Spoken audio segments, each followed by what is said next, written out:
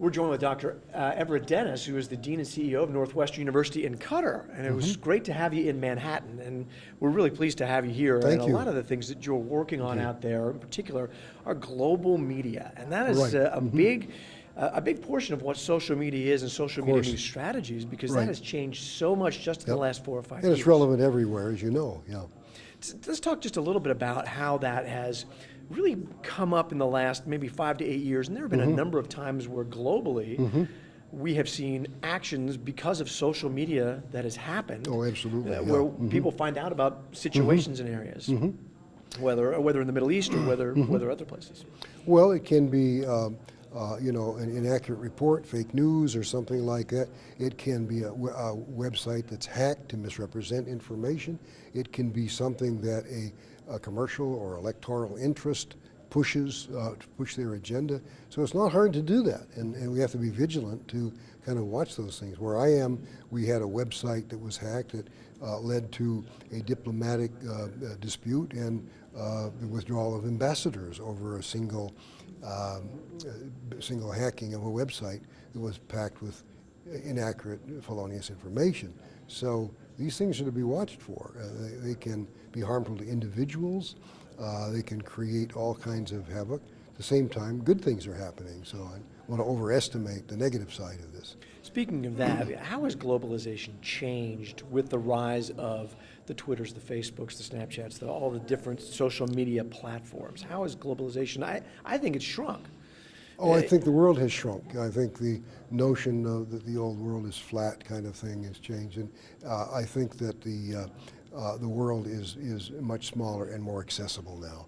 People can get their messages everywhere. You can find out anything that's going on almost anywhere. You can target in on something that you would have known very little about in the past, and suddenly you have the benefit of enormous amounts of information if you want it. So I think that's had a big impact. People are being brought closer together. There are greater levels of understanding.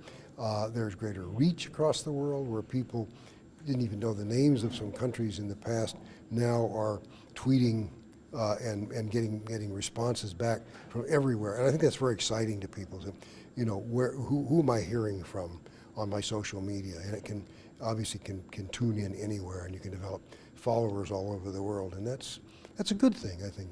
People to people in the best sense of the word. Are we to a place now where news organizations in the United States, even local news organizations, need to think globally and need to think, how does this play, not in Peoria, but how does this play in Islamabad? I mean, well, that's really right. I think we do, because almost anything happening locally will have some international impact, or some economic issue that's going on in the south of France may affect people here. It could be a product that's manufactured, it could be an incident, it could be a student from here who's suddenly somewhere else. I mean, in my job, we track our students travel the world a lot, and we're constantly tracking where they are. So if something happens in Turkey, we're right on in communication to figure out, are you okay, and where are you, and do you need any help? So absolutely, I mean, it's like the neighborhood has grown, or shrunk, maybe, I guess, is it. The neighborhood's everywhere, and yet it's right in the palm of your hand, which is amazing. Do you think that the Americans have lagged behind those who are not Americans, everywhere else in the world, in caring about what's going on in other countries, in being interested in consuming that information? Yes and no. Yes, at the level of we are so illiterate when it comes to languages. We're not good at multiple languages, and therefore the best way to know the rest of the world is to know languages, and we don't. So we're a little behind there. On the other hand, it's our media enterprises that have gone everywhere and taken us everywhere. The average person's knowledge of geography is still woefully poor, and that doesn't seem to change very much. People might know a lot about something in a given place, but they might not know the context. I know lots of people who know about a given country in the Middle East, but they don't know what countries border it, and that kind of thing. And is that important? I don't know. People just want to communicate one-on-one or institution to institution, and they might pull back the lens and say, yeah, this is in this area, and gee, if I were there, I could travel here. But I find all the time that people come to us in Qatar, for example, students and faculty members, and they suddenly realize, oh, it's so close to India. It's 4 hours, 3 hours to Nepal. And they never before thought about that. They never looked at the globe or had any idea of time and distance in how you would travel to these places.